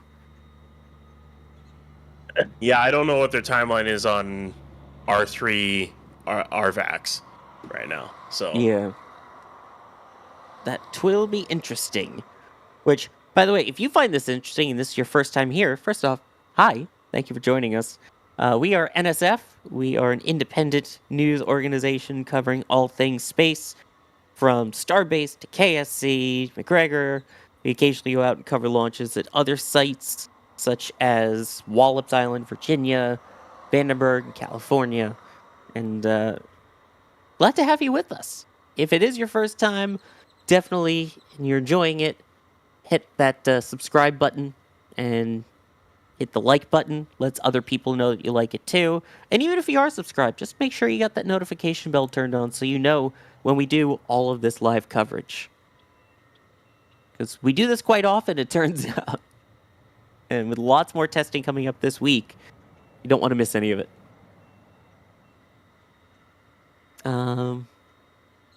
Let's see. How long do you think before they relaunch a booster and ship within a day of a previous launch? I think we're still probably ways out from that, right? Oh boy, we're ways away from that. We're years away from that. I'm not gonna give a timeline because I couldn't possibly think of one at the moment, but we're still years away. Yeah. Do you think before this decade is out? Before the end of the decade, yeah. I think they could pull that off. Once the new pad gets on, once the new pads get online and they figure that stuff out. Yeah, I think so. We just gotta get there. Soon, TM. I see in chat. Perfect. Let's see. Some people saying 2 years. Interesting to see what people think on that one. 2 years. Ryan being pessimistic again. They think 2025. Hey. There's a difference. Pessimistic or realistic? I mean, we could just say, 6 weeks Elon time? Sure. 6 weeks Elon time. Whatever. You know? Like I don't... That gives us a lot of leeway there. And KMR even calling you pessimistic. Dang, Kevin. I think you're realistic, Ryan. How about that? Thank you, Sawyer. You're welcome. I've also been called pessimistic, but I think realism's sake to get same day turnaround from the same pad, basically. We haven't even seen that yet at KSC with Falcon 9. Yeah, and you're talking something far more powerful and far bigger than that. So, yeah, the record turnaround at a pad right now is Slick 40, 2 days, 19 hours, and 40 minutes. And that's as good as they are with catching and refurbishing and all of that. And we're talking with different boosters. So I think that's still a ways out. Once we see the 1 day turnaround at the Cape, I think then it becomes a lot more plausible for Starship. Also, are you asking Elon time or Shotwell time? That's a good point. Let's see. Kushal is wondering, what would the changes be for Flight 6 hardware? I know we kind of mentioned it earlier, but any major hardware changes for this one?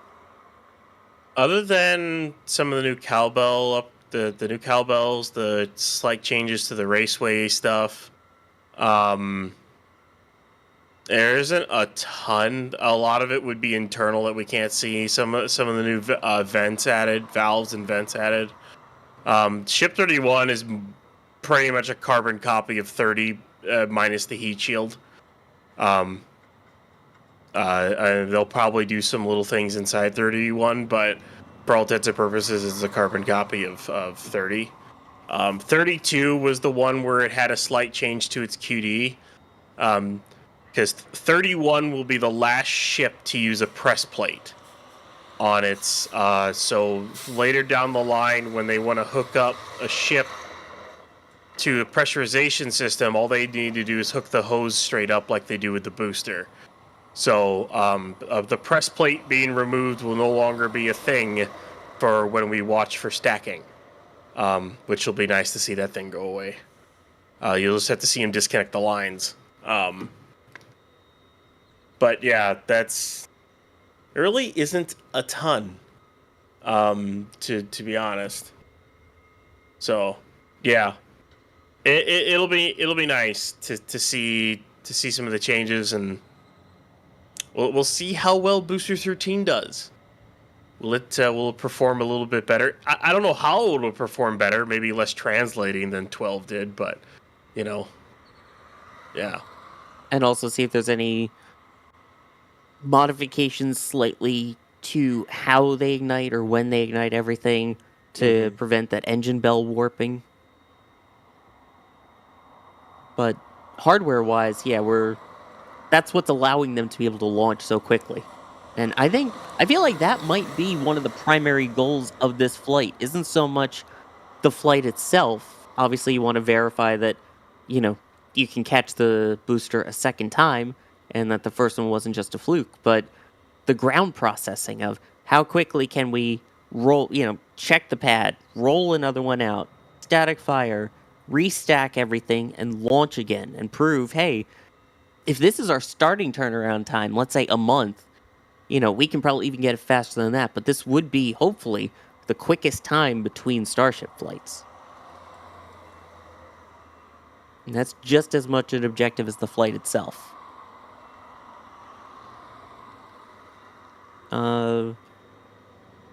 All four, I'm guessing 9 or IX, Booster 13 hot stage ring install at the pad or the Mega Bay?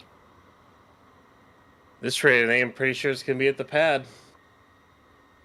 I have this sneaking suspicion that this booster will not come off the OLM until it's under its own power, once they place it on it. But we'll see. That's such a It'll be crazy pretty thought. obvious if they go ahead and remove the alignment pins. Then that'll tell us their plans. That'll be a big giveaway, yeah. Want to thank some more people here. Scarutter, considering the label on Raptor 314, the pi symbol that they had. If you haven't seen it, Max had a great shot of that. Wonder what the label would be for 420. I'm not even gonna ask. Keep up the amazing work. Thank you for the support. Helga, I believe, saying, keep going. Oh, we will. Don't worry. We're still going here. Telstar86. Oh, here we go. Let's talk realistic. Kevin Michael Reed commentating the first HLS landing with the ship used being Ship 26. Watch all of NSF have a meltdown and Jack wear a kilt. Oh, Kevin in the back channel saying not very realistic. Oh yeah, not realistic because Ship 26 won't ever amount to anything There you more. go. It won't fly. Kevin admitted it. It won't fly. Ship 26 is not a good ship. It won't fly. Kevin There we go. admitted it. He said it so himself. Yep. Exactly. Almost want to screenshot that thing in the back channel. Those 4 words. That's not very realistic.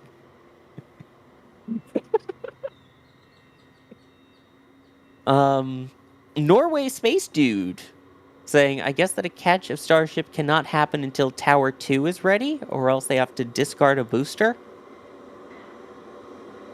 I mean, that would probably have to be the plan right now, right? Just given their turnaround rates, if they were to catch the ship as well, unless they say had it orbit for a couple days, it would have to go over to the other catch or quote unquote catch tower, right? I guess the other thing is they just speed up recovery and whatnot of booster. True. It doesn't seem like though where it would land as of now at least same day to be able to do that. I mean, you could possibly have it do a couple orbits or at least spend a day or two in orbit, do its deploy, and then plan to return as soon as the booster is cleared out of the launch site. I don't know. Interesting to see what chat thinks about that. Jonathan with a very thought-provoking question here. Did Flight 5 herald the beginning of the end of Falcon? How long will Falcon 9 and Starship coexist? Because, I mean, Elon's flat out said they plan to go to one launch vehicle eventually, and that's Starship. Yeah, Falcon's flying into the mid 2030s. I mean, even if, say, they get to the full reusability point in a few years with Starship, I'm sorry, it would be stupid of SpaceX to stop flying Falcon right off the bat. Falcon 9 is an incredibly reliable and an incredibly useful rocket. It can still do your small payloads pretty quickly. You can still recover it. It's not that expensive to use. You still have Dragon with it. There's a lot of uses with it, and not only that, it's going to be a while before Starship is signed off on NSSL missions. They're not going to get rid of Falcon for a while. It will be flying for probably I'd say at least the next decade still. It is an incredibly valuable rocket to still have flying. It would be very short-sighted to stop using it.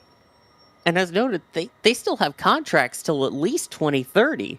You have all of the ISS resupply missions, the ISS crew missions, the ISS deorbit. All of that is SpaceX, and the plan for that is all Falcon 9 or Falcon Heavy.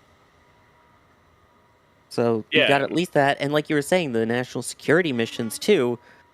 Starship isn't rated for those yet. Falcon 9 is, and they were just awarded even more contracts for national security recently. I mean, the amount of the money they make off of flying Falcon 9 is allowing them to do what they're doing right in front of us, right in front of that screen right there. It's like because you just be prepared for Starship to be launching Starlinks out the wazoo, but Falcon 9 to also be launching Starlinks out the wazoo. Like, they're going to be launching Starlinks in conjunction to finish the constellation. Why do it with one rocket when you can do it with two? Yeah. And you have the pads to do it and the infrastructure to do it. You know, I mean, it's going to be going for a while. Yeah, and then again, even still, you could have it at a point where, while they ride out the rest of the national security contracts, DoD, any other private paying customers that still feel comfortable with Falcon 9 for now, then you just have Starship launch a whole bunch of Starlinks. So, that's a thought. I still think mid-2030s is probably when we would see the last Falcon 9 flight. I think we're at least 10 years away from the end of it. Don't want to get rid of our broomstick. Here, let's see. I had a question. Where did it go? There we go. River Dane's wondering, what happened to Hawaii? Why? Indian Ocean. They figured it was safer to go to the Indian Ocean because when you try to go land in Hawaii, you also have to fly over Indonesia, the Solomon Islands, the Marshall Islands, and everything. So there's a lot of places that you would have to re-enter over. Granted, they are small islands, but if there were to be a breakup mid-reentry, that could scatter a large debris field. And you don't really want to do that even over a bunch of islands. So, you re-enter it over India, which means their re-entry interface is like just after like Africa. And they're basically the entirety of the re-entries over the Indian Ocean. So, and there really isn't anything. There aren't really any islands out there where it was re-entering. Just shipping lanes that have to be cleared out. So, yeah, it's safer. That's why they decided to switch. Makes sense. It's a shame. Would have been cool. Also all of our, Hawaii or bust would have been fun to see. I liked when we had a lay on the booster.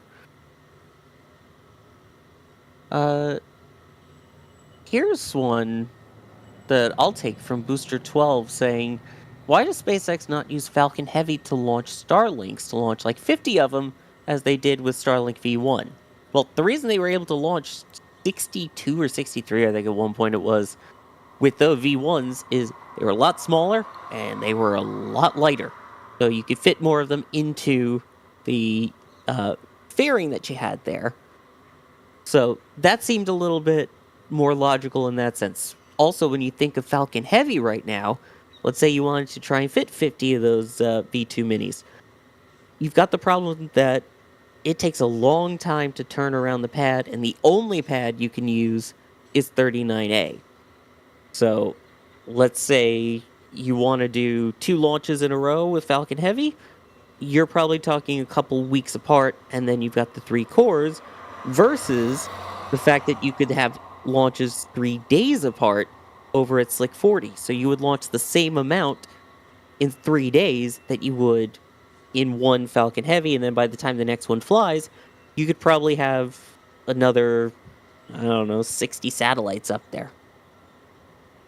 So, efficiency-wise, they've got Falcon 9 down to a science. Falcon Heavy is a little bulkier on that. So, that would be why we don't see as many Falcon Heavies. But that's alright. Hopefully we see more Falcon Heavy launches next year. And I think we have some beautiful Falcon Heavy shots in the store, though, by the way, at shop.nasaspaceflight.com. And in case you missed everything from Starship Flight 5, we've got that. We have some gorgeous prints from Flight 5. In fact, our team went awesome for all of those. You could also see some of the Falcon 9 and Falcon Heavy shots, but boy, IFT5, it's a beautiful launch, and of course the beautiful landing shots. Look at those. These are all available at shop.nasaspaceflight.com. You've got the metal prints, you've got the posters. Just awesome stuff. And Did you say IFT5? that's what it says on the shop. Alright, I gotta yell at Adrian. Yeah, right there it says IFT5 coming in hot. Not Starship Orbital Integrated Flight Test 5, whatever we want to go with. I don't know. Don't be so cold about it. And anyway, if you are cold, you can get one of the awesome holiday sweaters that we have that are actually knitted. They are surprisingly comfy and very soft. I have one. I love it. Make sure you get them soon so that you get them in time for Christmas so you can be rocking out your, well, I guess not ugly sweater, but your awesome sweaters at all of those holiday events. This is all shop.nasaspaceflight.com. Anything to get yelled at by Jack again. It wasn't me, Jack. It wasn't me.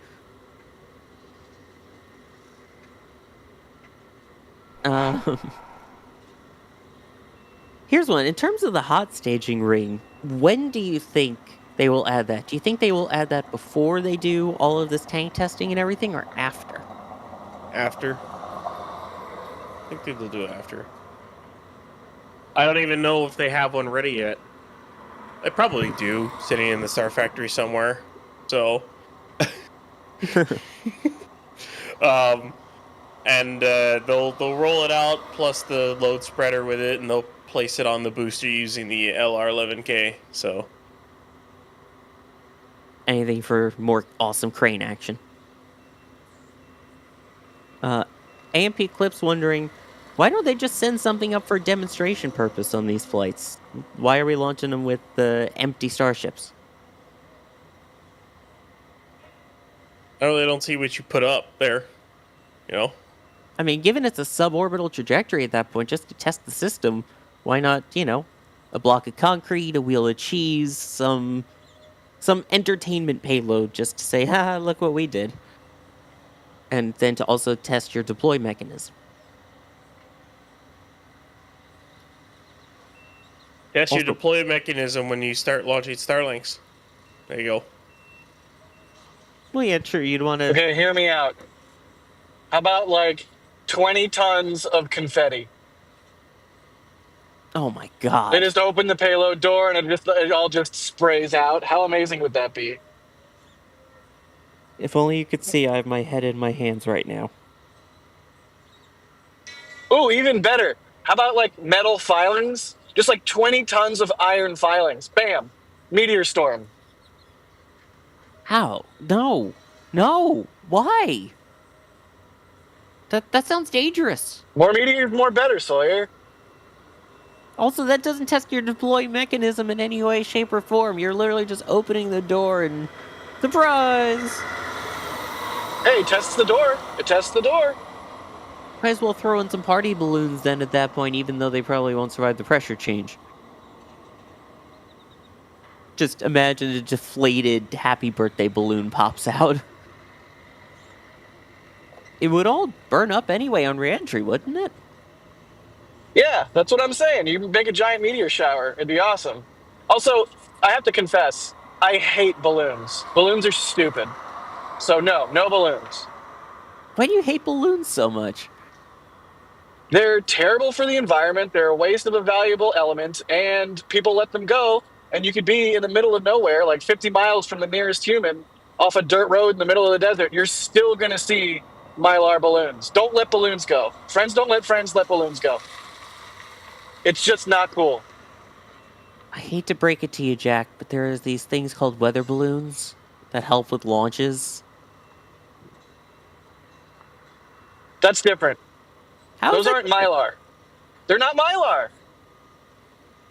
Mylar Okay. does. It's like throwing aluminum cans everywhere. Like it's metallized, I guess, plastic material. You know what? Starship. Let's talk about Starship. Now I'm intrigued about this balloon conversation, though.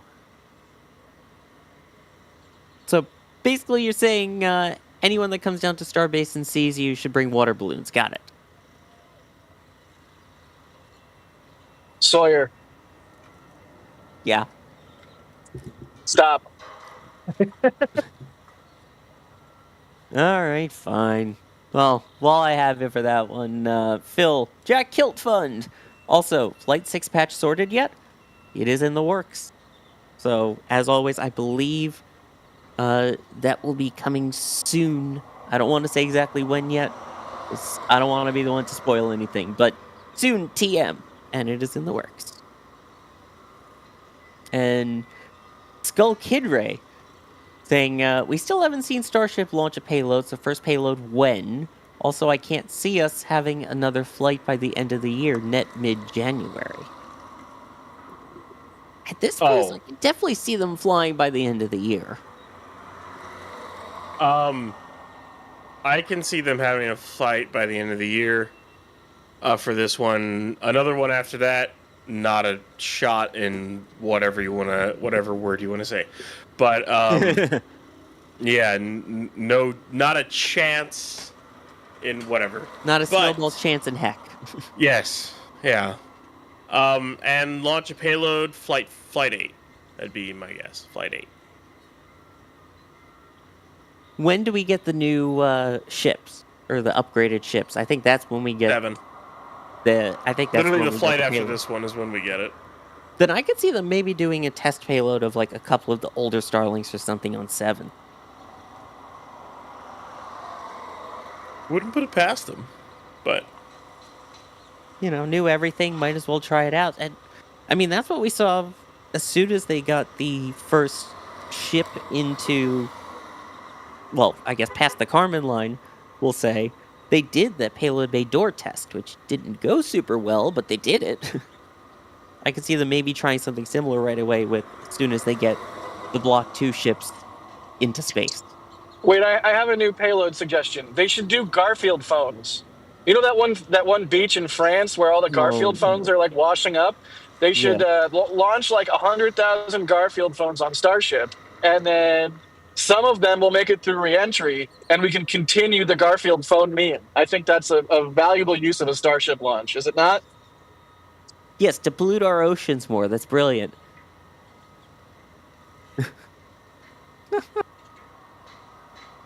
Oh, jeez Louise. In case you don't know, Google it is kind of creepy and kind of cool. It was a shipping container that went down, and in it was a whole bunch of Garfield phones, and they continue to wash up. Garphones. Gar phones. Wait a minute. So would that mean that if you put that as the payload, it would be Garship? Yes. I was expecting some pushback. Cool.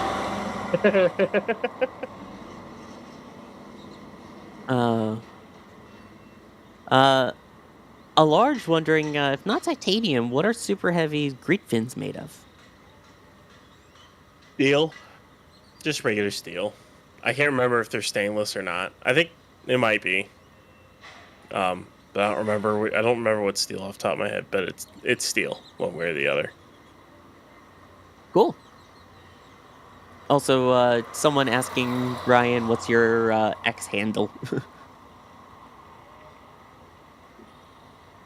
Let's say it's my info card is up. If you do follow me, just be prepared for retweets of Taylor stuff. That's all I'll say.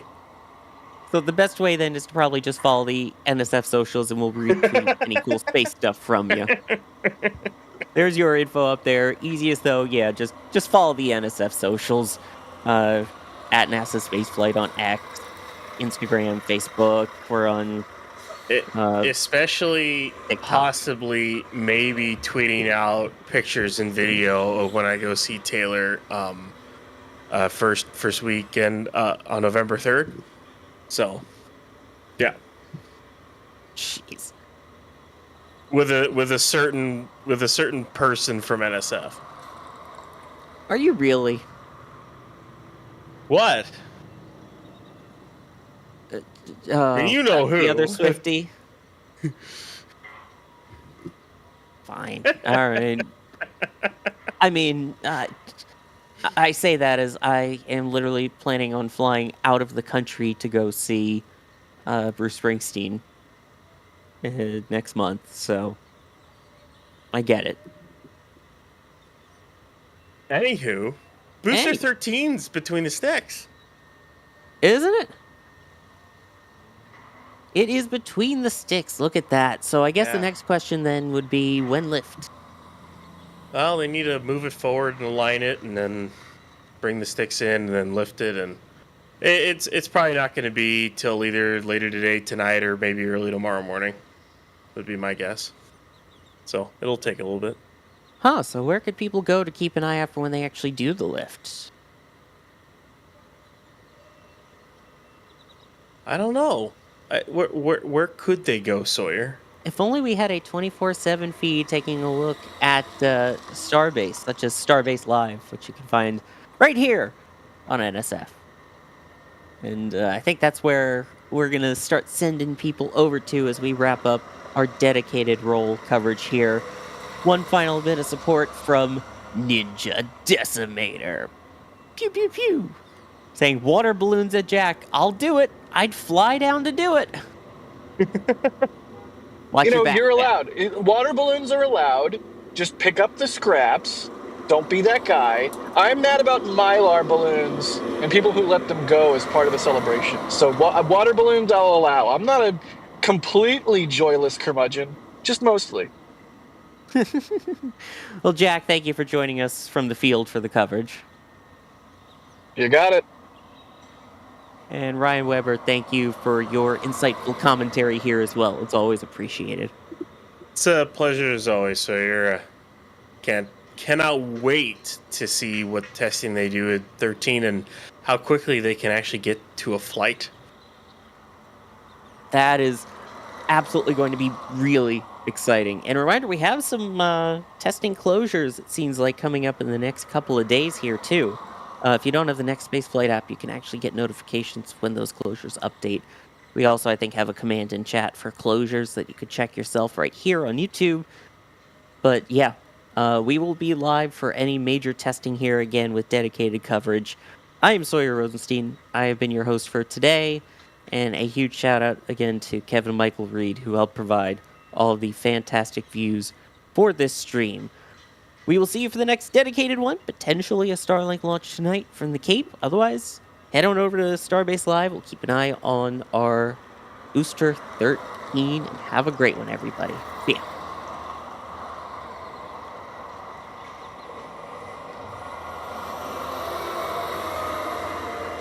And here we go.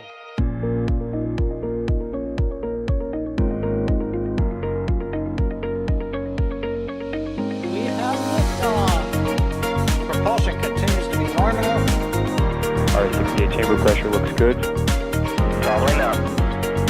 Roger, Atlantic. Water towers, fly! Yes! Tango down to nominal. Fighting downside of speed off. Bring in SPD off. Off. It's orange! Orange 25! Oh my god! Oh my god! Decollage. What is it? Put that in the big bag, Eagle. 343 unfolds to go. Indeed. We rise together back to the moon and beyond. If there's methane would be igniting in the flare, correct? Yikes. Keep red. We don't need any more of these.